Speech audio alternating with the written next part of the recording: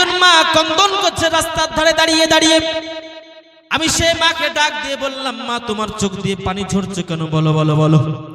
মা বলতে আছে, হুজুর গো, আমার সন্তানটা আজকে বাইরে আছে, আমার সন্তানটা আজকে বিদেশে আছে।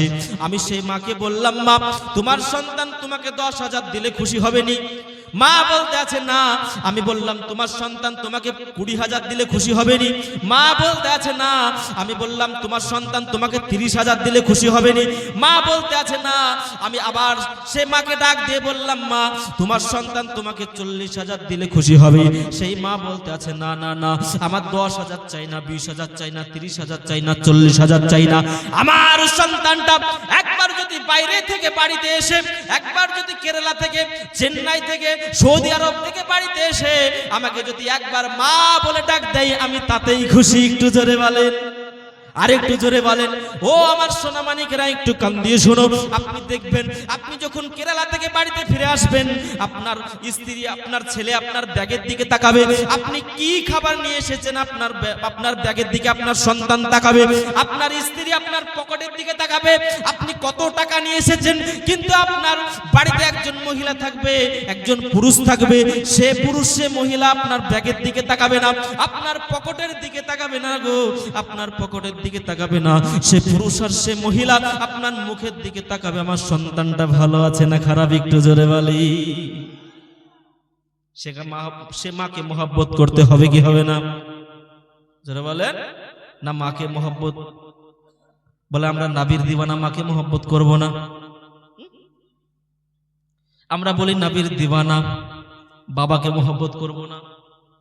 জান্নাত পাবে? ঠকাটাক মসজিদে সিজদা করলে কি জান্নাত? নামাজ পড়ছেন, ইবাদত করছেন, জিকির করছেন, আপনি কি মায়ের খিদমত না করে জান্নাতে যেতে পারবেন? জোরে বলেন। নামাজ পড়ছেন, রোজা করছেন, হজ করছেন, যাকাত দিয়েছেন, আর নবীকে আর আপনার মাকে আপনি তুচ্ছ তাচ্ছিল্য করেছেন, আপনি কি জান্নাতে যাবেন? জোরে বলেন, যাবেন না বাপ। বন্ধুরে আমার, সোনামানিকেরা, একটু কান দিয়ে শোনো। একজন মা সন্তানকে পড়িয়ে মাস্টার বানিয়েছে। কি বানিয়েছে বললাম? মাস্টার। সে মাস্টার মায়ের সম্মুখে এসে বলতে আছে, মা তোমার দুধের ঋণ আমি শোধ করব। দুধের ঋণ শোধ করব। মা যেন সন্তানকে ডাক দিয়ে বলতে আছে, সন্তান রে, এ রাত্রে বেলায় তুই কত দেবি, আমি কত দেব, তুই আর আমি ছাড়া কেউ জানবে না। সকাল হবে, 10 জন 20 জন লোক ডাকা হবে। সে লোকের সম্মুখে তুই আমাকে টাকা দিবি, তুই আমার দুধের ঋণ শোধ করবি। 10 জন 20 জন লোক সাক্ষী থাকবে। মা বলতে আছে, 10 জন 20 জন লোক সাক্ষী থাকবে। সন্তান যখন রাত্রি বেলায় ঘুমানোর জন্য রুমের মধ্যে প্রবেশ করবে, মা ডাক দিয়ে বলতে আছে, বাবুরা একটু শুনে যা। সন্তান বলতে আছে, মা কি হলো বলো। মা তখন বলতে আছে, তোর হাতে আমি একটা আন্ডা দিলাম, ডিম দিলাম। বুঝেন বাপ, ডিম কাকে বলে? ডিম দিলাম। রাত্রি বেলায় তুই যখন ঘুমাবি, এই ডিমটা বুকের উপরে নিয়ে ঘুমাবি। কোথায় নিয়ে ঘুমাবি? বুকের উপরে নিয়ে ঘুমাবি। সকাল যখন হবে, এই ডিমটা আমাকে ফেরত দিবি, আন্ডাটা আমাকে ফেরত দিবি। সন্তান যখন রুমের মধ্যে ঘুমিয়ে গেছে, মাও যেন রুমের মধ্যে ঘুমিয়ে গিয়েছে। সকাল যখন হলো, সে মা যেন গ্রামের বিশিষ্ট 10 জন মানুষকে ডাকা হলো, চেয়ার লাগিয়ে দেয়া হলো, 10 জন মানুষকে বসিয়ে দেয়া হলো। এবার যেন মা নিজের সন্তানের গেটের সম্মুখে ডাক দিয়ে বলতে আছে, সন্তান রে, ও আমার সন্তান রে, আমার পুত্র রে, আজকে গেটটা খোল। দেখ দেখ, 10 জন 20 জন লোক ডাকা হয়েছে। সন্তান যখন গেটখানা খুলে দিয়ে বলতে আছে, মা গো, আজকে তোমার কি অসুখ হয়েছে, আজকে তোমার কি কষ্ট হয়েছে, কিসের কারণে তুমি আমাকে এত সকাল সকাল ডাক দিচ্ছ বলো। মা তখন বলতে আছে, বাবুরে, তুই রাত্রে বেলায় বললি আমার দুধের ঋণ শোধ করবি, তার জন্য আজকে 10 জন 20 জন লোক ডাকা হয়েছে। রাত্রে বেলায় তোকে আমি একটা আন্ডা দিয়েছিলাম, ডিম দিয়েছিলাম। ওই 10 জন 20 জন লোকের সম্মুখে আমার দুধের ঋণ শোধ করবি তো করবি, কিন্তু আগে আমার ওই আন্ডাটা আমাকে ফেরত দি। সন্তান তখন মাকে ডাক দিয়ে বলতে আছে, মা রাত্রে বেলায় আমি ঘুমিয়েছিলাম, আন্ডাটা কোথায় পড়ে ভেঙে গেছে আমি সন্তান টের পাইনি। মা তখন চোখ দিয়ে পানি ঝরাতে ঝরাতে সন্তানকে ডাক দিয়ে বলতে আছে, সন্তান রে, তুই 10 মাস 10 দিন আমার পেটে ছিলি, তোকে কতই না কষ্ট করে আমি লালন পালন করেছি। তুই যখন পৃথিবীর মুখ দেখলি, এ দুনিয়ার মুখ দেখলি, আমি তোকে কতই না লালন পালন করে মানুষ করেছি। তুই যখন ডানে পেশাব করতি, আমি মা তোকে বামে শুইয়ে দিতাম। তুই যখন বামে পেশাব করতি, আমি মা তোকে মধ্যখানে শুইয়ে দিতাম। তুই যখন মধ্যখানে পেশাব করতি, আমি মা সে পেশাবের উপরে শুয়ে তোকে বুকের উপরে আগলে আগলে রাখতাম। একটু জোরে বলি। বন্ধুরে আমার সোনা মানিকেরা, ও আমার মায়েরা গো, ও আমার বোনেরা, একটু কান দিয়ে শুনো। ও আমার আব্বা জীবন ভাইরা, একটু শুনেন। আপনারা মা বাবাকে কষ্ট দিয়েছেন, মা বাবাকে আজকে দুঃখ দিয়েছেন। আপনারা যদি মা বাবাকে কষ্ট দেন, মা বাবাকে মহব্বত না করেন, কখনো জান্নাতি হতে পারবেন না। বন্ধুরে আমার এতই না কষ্ট করে আপনার আমার মা, আপনি এবং আমিকে বিরাদারিন ইসলাম লালন পালন করেছি, তো সে মাকে আমাদেরকে মহব্বত করা লাগবে কি লাগবে না? একটু জোরে বলেন। কোন সন্তান যদি ন্যাংরা হয়, কানা হয়, হয় না? কোন মা সন্তান পেশাব করলো, তারপরে দেখতে পেল যে আমার সন্তানটা কানা, মা কি সন্তানকে ফেলে দেয়? একটু জোরে বলেন না বাপ। ফেলে দেয় না? মা সন্তান পেশাব করলো, সন্তানের দিকে তাকিয়ে দেখলো আমার সন্তানটা ন্যাংরা, তবুও কি সে মা তার সন্তানকে ফেলে দিয়েছে? জোরে বলেন। দেয়নি। ও বন্ধুরে আমার সোনা মানিকেরা, সেই মাকে আমাদেরকে মহব্বত করতে হবে, ভালোবাসতে হবে। ও আমার আব্বা জীবন ভাইরা, একদিন সকলকেই কবরে যেতে হবে, একদিন সবাইকে কবরে চলে যেতে হবে। আর কবরে যাওয়ার আগে পৃথিবীতে কিছু আমল করতে হবে, আমল করতে হবে। আল্লাহ পাক রব্বুল আলামিন সেই আমল করার তৌফিক দান করে। সকলে পড়ুন আল্লাহুম্মা আমিন। আপনারা কি আর ওয়াজ শুনতে চান? শুনতে চান? মহব্বত আছে?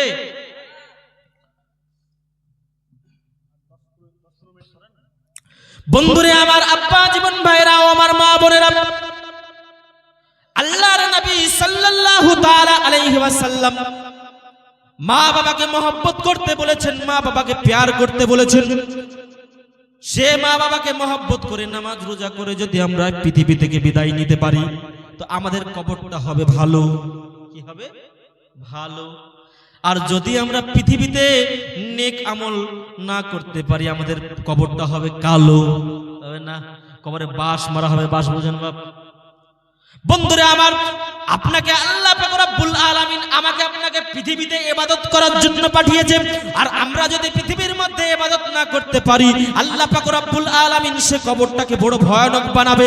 ডান দিকের মাটি যখন বাম দিকে চাপ দিবে রে বাবা, বাম দিকের হাত ডান দিকে চলে যাবে, বাম দিকের মাটি যখন ডান দিকে চাপ দিবে, ও বন্ধুরে আমার, ডান দিকের হাত বাম দিকে চলে যাবে। ও বন্ধুরে, তখন আপনি বাপরে মা, বাপরে মা বলে চিল্লাবেন, তখন আপনাকে কবর ছাড় দিবে না? দিবে নাকি বাপ? একটু জোরে বলেন। দিবে না? সে কবরকে আমাদেরকে স্মরণ করতে হবে। আজ থেকে 50 বছর আগে কেউ মারা গেছে, আপনি স্মরণে রেখেছেন? আজ থেকে 10 বছর আগে কেউ মারা গেছে, আপনি কাউকে স্মরণে রেখেছেন? রাখেননি। আপনার দাদার দাদা মারা গেছে, আপনি কি স্মরণে রেখেছেন? আপনিও মারা যাবেন, আপনাকে কেউ স্মরণে রাখবে না। আজকে পৃথিবীর জমিনে আপনার স্ত্রীকে বলতে আছেন আপন, এই বলছেন না? আপনার সন্তানকে বলতে আছেন আপন। বন্ধুরে আমার আব্বা জীবন ভাইরা, ও আমার মা বোনেরা, সন্তানকে বলতে আছেন আপন। আজকে সন্তানের জন্য বাড়ি করছেন, গাড়ি করছেন, গাড়ি কিনছেন। বন্ধুরে, আজকে জমি জায়গা কিনছেন। আজকে সন্তানের জন্য কতই না খাটাখাটি করছেন। এই সন্তানের জন্য নিজের জীবনকে বিলিয়ে দিচ্ছেন, কিন্তু নামাজ পড়ছেন না, রোজা করছেন না।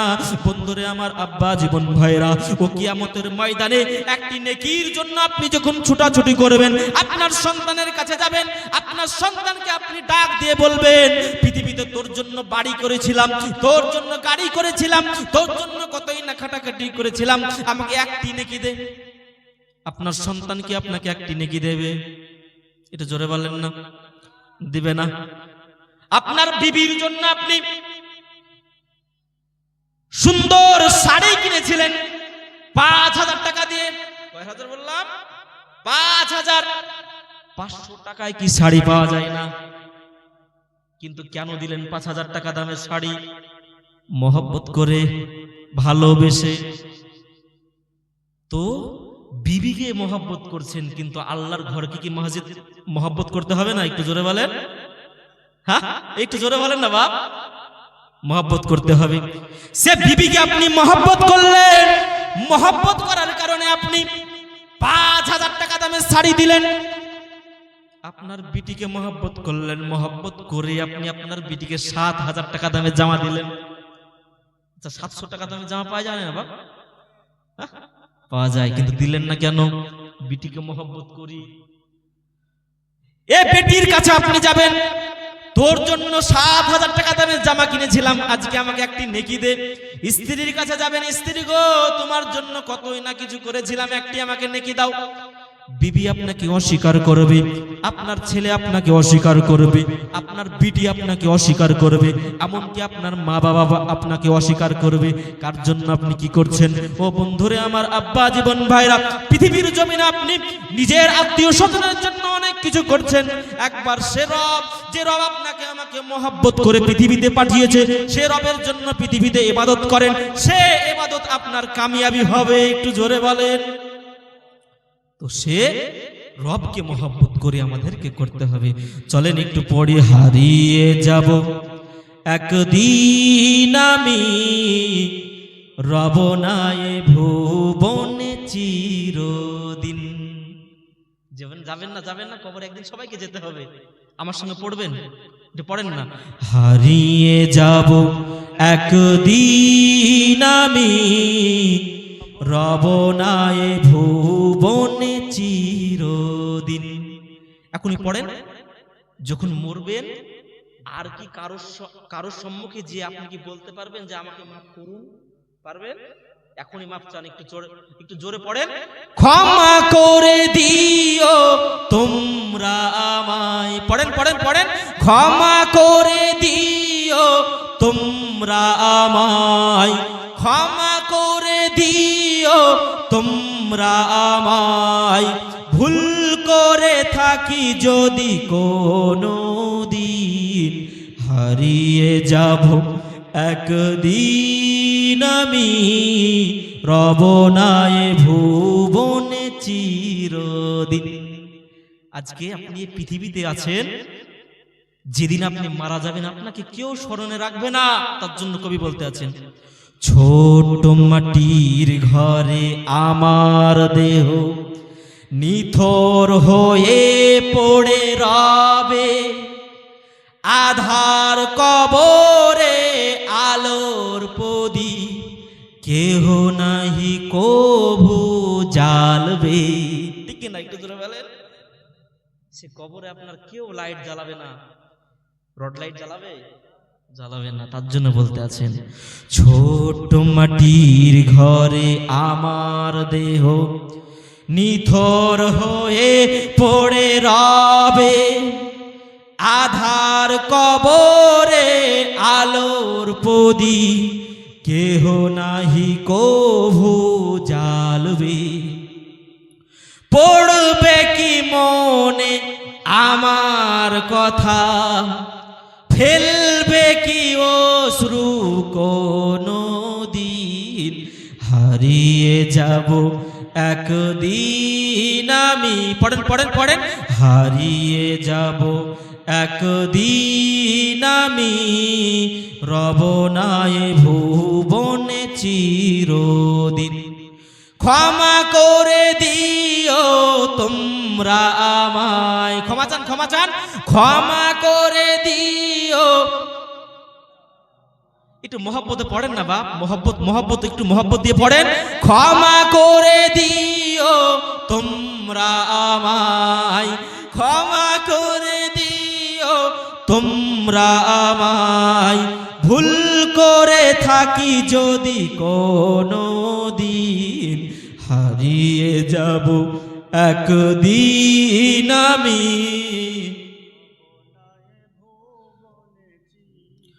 হারিয়ে যাব একদিন আমি রবনায় ভূ বাস বাগানে বা গোরস্থানে হয়তো দেবে মোরে কবর। দিবে না দিবে না একটু জোরে বলেন। বাস বাগানে নিচে কবর খনন করা হয় না, একটু জোরে বলেন। তার জন্য কবি বলতে আছেন তিনার নিজের ভাষায়, বাস বাগানে বা গোরস্থানে হয়তো দেবে মোরে কবর, তোমরা আমায় যাবে ভুলে, রাখবে না জানি কোনো খবর। সবাই সবাইকে ভুলে যাবে, তার জন্য বলতে আছেন বাস বাগানে বা গোরস্থানে হয়তো দেবে মরে কবর, তোমরা আমায় যাবে ভুলে, রাখবে না জানি কোনো খবর। পড়বে কি মনে আমার কথা, ফেলবে কি অশ্রু কোনো দিন, হারিয়ে যাব একদিন আমি, রবনায় ভুবনে চিরদিন। ক্ষমা করে দিও তোমরা আমায়, ক্ষমা করে দিও তোমরা আমায়, ভুল করে থাকি যদি কোনো দিন, হারিয়ে যাব একদিন আমি, রবনায় ভুবনে চিরদিন। বন্ধুরে আমার, আব্বা জীবন ভাইরা, এই পৃথিবীর জমিনে আপনার কেউ আপন নয়, যিনি আপন হবেন তিনি হলেন আমার নবী, আমার নবী। তার জন্য বলতে আছেন চাঁদের থেকে সুন্দর কি গো, তারার থেকে সুন্দর কি গো, জানা থাকলে বলো বলো বলো, সুন্দর বাগান দেখিতে মদিনাতে চলো। জোরে বলেন না সুবহানাল্লাহ, মুহাব্বতে বলেন তো ইয়া রাসূলুল্লাহ। চাঁদের থেকে সুন্দর কি গো, তারার থেকে সুন্দর কি গো, জানা থাকলে বলো বলো বলো, সুন্দর বাগান দেখিতে মদিনাতে চলো, সুন্দর বাগান দেখিতে মদিনাতে চলো। হাওয়া মরিয়ম সবাই এলো, হাওয়া মরিয়ম সবাই এলো, মা আমিনার ঘরে ঘরে ঘরে, সালাতু সালাম জানিয়ে নূরকে বরণ করে, ও গো রাহমাতাল লিল আলামিন, কুল কায়নাত পেলো পেলো পেলো, সুন্দর বাগান দেখিতে মদিনাতে চলো। চাঁদের চেয়েও সুন্দর কি, তারার চেয়েও সুন্দর কি, চাঁদের চেয়েও সুন্দর কি, তারার চেয়েও সুন্দর কি, জানা থাকলে বলো, সুন্দর বাগান দেখিতে মদিনাতে চলো, সুন্দর বাগান দেখিতে মদিনাতে চলো, সুন্দর বাগান দেখিতে মদিনাতে চলো। বন্ধুরা আমার, সোনামানিকেরা, আপনাদের সম্মুখে আমি অনেকক্ষণ আলোচনা করলাম, নবী সম্পর্কে আলোচনা করলাম। তো আল্লাহ পাক রব্বুল আলামিন আমাদের সকলকে যেন বুঝার তৌফিক দান করেন। সকলে পড়ুন আল্লাহুম্মা আমিন, সকলে পড়ুন আল্লাহুম্মা সাল্লি আলা।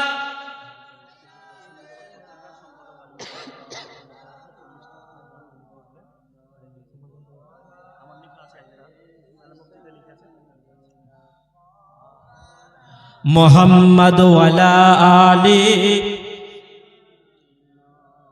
মাওলানা মুহাম্মদ সাল্লাল্লাহু আলা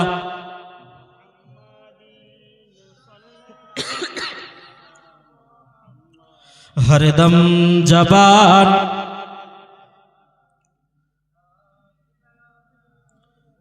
মুহাম্মদ সাল্লাল্লাহু তাআলা আলাইহি সাল্লাম। তো ব্রাদারিন ইসলাম, আপনাদের সম্মুখে আমি অনেকক্ষণ আলোচনা করলাম, নাকি আলোচনা শুনলেন। সে আলোচনা শুনে যদি আপনি এক কান দিয়ে ঢুকালেন আর এক কান দিয়ে বের করে দেন, লাভ হবে? এটা জোরে বলেন না, লাভ হবে না। তো সে আলোচনা করে আমাদেরকে আপনাদেরকে আমল করতে হবে। কি করতে হবে? আমল করতে হবে এবং নবীর আদর্শতে আদর্শবান হতে হবে, সাহাবাদেরকে অনুসরণ করে চলতে হবে নাকি? দেখেন, সুন্নি জাগরণ পত্রিকা, সুন্নি জগৎ পত্রিকা, এই বইটা আমাদের হুজুর মুনাজিরে আহলে সুন্নাত হুজুর মুফতি আলিমউদ্দিন নকশবন্দি তিনি এই বইটি লিখেছেন। প্রতি মাসে মাসে একটি করে বই ছাপানো হয় নাকি ভাই? 3 মাস অন্তর অন্তর একটি করে বই ছাপানো হয়, পত্রিকা ছাপানো হয়। আপনাদের ইমাম সাহেব তিনারও লিখনি এ বইয়ের মধ্যে আছে, তিনিও কিছু লিখেছেন এই বইয়ের মধ্যে। আর প্রতি 3 মাস অন্তর অন্তর ইনারও কিছু লেখা থাকে এই বইয়ের মধ্যে। তো আপনারা যিনারা এই বইটি নিয়ে পড়তে ইচ্ছুক, যিনারা পড়তে ইচ্ছুক, এই বইটার মূল্য আছে 40 টাকা নাকি? 40 টাকা মূল্য আছে। যিনারা পড়তে ইচ্ছুক তিনারা নিয়ে যেতে পারেন। এই বইটা পড়ে আপনি আকাইদ সম্পর্কে, আহলে সুন্নাত সম্পর্কে এবং নবী সম্পর্কে জানতে পারবেন, বুঝতে পারবেন। আপনারা যিনারা এই বইটা নিতে ইচ্ছুক তিনারা 40 টাকা দিয়ে বইটা অবশ্যই নিয়ে যাবেন। তো আমার বক্তব্য এখান থেকেই করলাম ইতি। বলাও ভাষার মধ্যে যদি হয়ে থাকে ভুল ত্রুটি আপনাদের কাছে ক্ষমা প্রার্থী।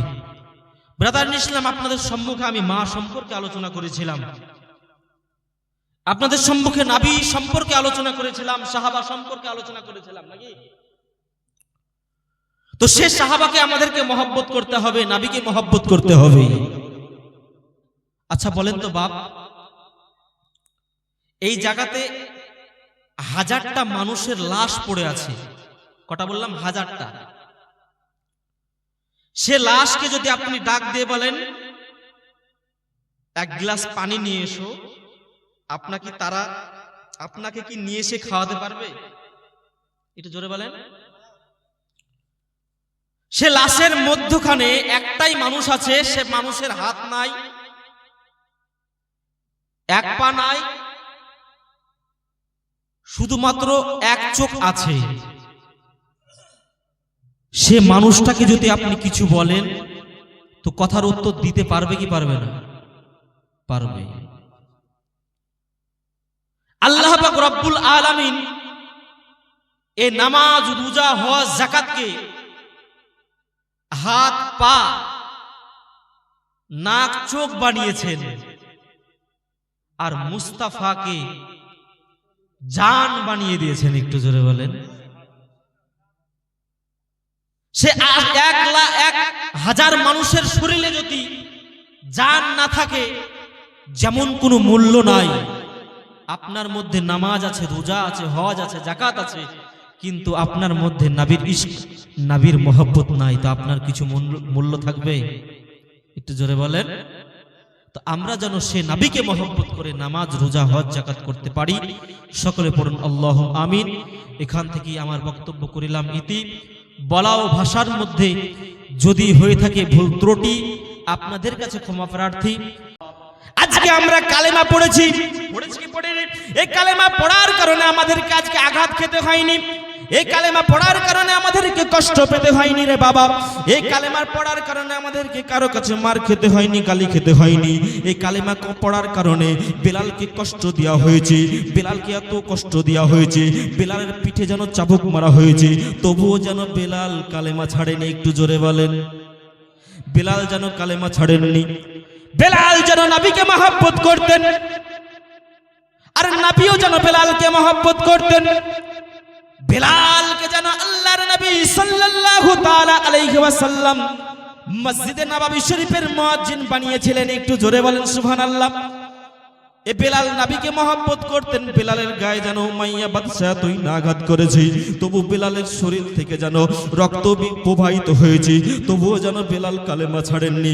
বন্ধুরে আমার আব্বা জীবন ভাইয়েরা, আজকে আমাদেরকে কালেমার জন্য আঘাত খেতে হয়নি, আজকে আমাদেরকে কালেমার জন্য কারো কাছে গালি খেতে হয়নি, তবুও আমরা নবীকে মহব্বত করতে পারি না। তার জন্য সকলেই পড়েন মাদিনা মাদিনা আশিহি কম মিনের ঠিকানা, জোরে মাদিনা মাদিনা আশিহি কম মিনের ঠিকানা। দিদার চেয়ে কাঁদো বেশি, দিদার চেয়ে কাঁদো বেশি, হও না তাহার দিওয়ানা। মাদিনা মাদিনা আশিহি কম মিনের ঠিকানা। ও বাবা জালালউদ্দিন সিউতি ৭৫ বার দেখলো নবীজি, এতবার দেখিয়াও তাহার, এতবার দেখিয়াও তাহার তৃপ্তিও গো মিটে না।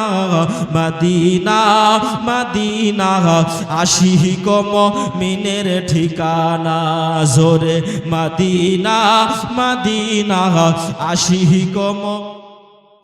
ও বাবা নবীর একজন সাহাবী হযরতে আবু বকর সিদ্দিক, একটু জোরে সুবহানাল্লাহ বলেন। ও বাবা নবীর একজন সাহাবী হযরতে আবু বকর সিদ্দিক, ভালোবেসে শুইল পাশে, ভালোবেসে শুইল পাশে, চেয়ে দেখো মদিনা মদিনা মদিনা আশিহি কম মিনের ঠিকানা, জোরে মদিনা মদিনা আশিহি কম ঠিকানা। মাশাআল্লাহ মদিনা মদিনা আশিহি কম মিনের ঠিকানা। বন্ধুরে আমার আব্বা জীবন ভাইরা, চলুন একটু আবু বকর সিদ্দিকের ঘটনা শোনাই। ও আমার আব্বা জীবন ভাইরা, আমার মা বোনেরা একটু কান দিয়ে শুনো। আল্লাহর নবী সাল্লাল্লাহু তাআলা আলাইহি ওয়াসাল্লাম আবু বকর সিদ্দিককে নিয়ে যেন রাস্তা দিয়ে হাঁটতে আরম্ভ করলেন। আবু বকর সিদ্দিককে নিয়ে যেন রাস্তা দিয়ে হাঁটতে আরম্ভ করলেন। আবু বকর সিদ্দিক যেন নবীকে ডাক দিয়ে বলতে আছেন, ইয়া রাসূলুল্লাহ, ইয়া হাবিবাল্লাহ, নবী গো, আপনাকে পাহাড়ের উপর থেকে কোনো একজন ব্যক্তি সালাম দিয়ে নবী আমার বলতে আছেন পাহাড়ের উপরে কোনো মানুষ নাই, পাহাড়ের উপরে কোনো ব্যক্তি নাই। তবে নবী আমার নবী যখন এই কথা বললেন, আবু বকর সিদ্দিক বলতে আছেন, ইয়া রাসূলুল্লাহ, ইয়া হাবিবাল্লাহ, নবী গো, আপনাকে তবে কে সালাম দিয়েছে জানতে চাই। নবী আমার বলতে আছেন পাহাড়ের উপরে কোনো মানুষ নাই, পাহাড়ের উপরে কোনো ব্যক্তি নাই, আমাকে পাহাড়ের পাথরে সালাম দিয়েছে। পাহাড়ের পাথরে সালাম দিয়েছে, একটু জোরে সুবহানাল্লাহ বলেন। আবু বকর সিদ্দিককে বিশ্ব নবী আমার ডাক দিয়ে বলতে আছেন, আবু বকর সিদ্দিক তুমি শুনো, যাও যাও যাও, তুমি বাড়ি চলে যাও।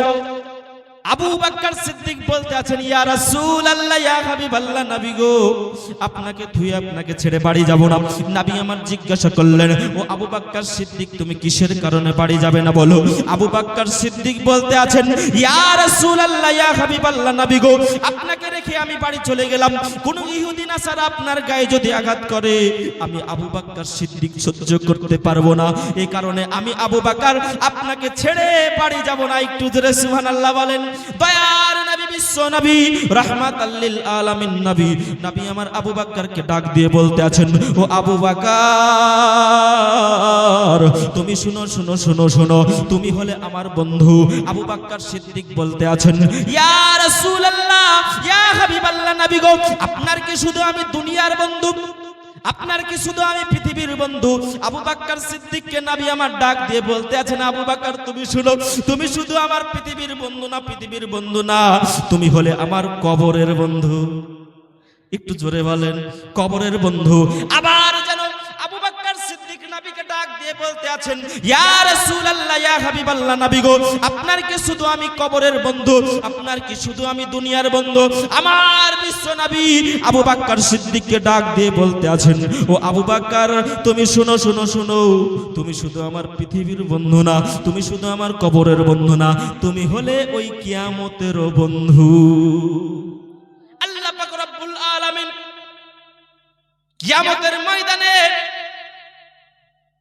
যখন রাগান্বিত অবস্থায় থাকবে, জালালি মেজাজে থাকবে, কহার রূপ ধারণ করবে, আমার হাজার হাজার কোটি কোটি কোটি কোটি উম্মতি হবে, অনেক সাহাবাগণেরা হবে, কেউ আল্লাহর সম্মুখে যাইবে না।